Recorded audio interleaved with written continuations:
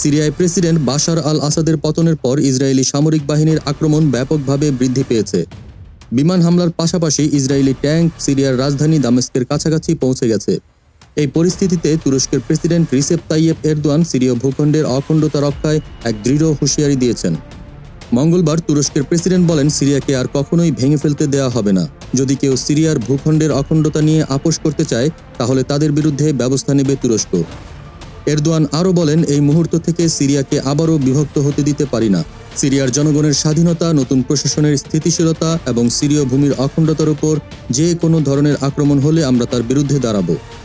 তুরস্কের পররাষ্ট্র মন্ত্রণালয় এক বিবৃতিতে জানায়, সিরিয়ার জনগণ বহু বছর ধরে শান্তি ও স্থিতিশীলতা চেয়ে এসেছে এবং বর্তমানে তা অর্জনের সম্ভাবনা তৈরি হয়েছে। কিন্তু মর্মান্তিক হলো, এই সংকটময় সময়ে ইসরায়েল তার দখলদার মানসিকতা প্রদর্শন করছে। আসাদের পতনের পর 50 বছর পর প্রথমবারের মতো সিরীয় সীমান্তের বাফার জোনে প্রবেশ করেছে ইসরায়েলি সৈন্যরা। ইসরায়েলের দাবি, তারা সাময়িকভাবে সীমান্ত সুরক্ষার জন্য সেখানে প্রবেশ করেছে।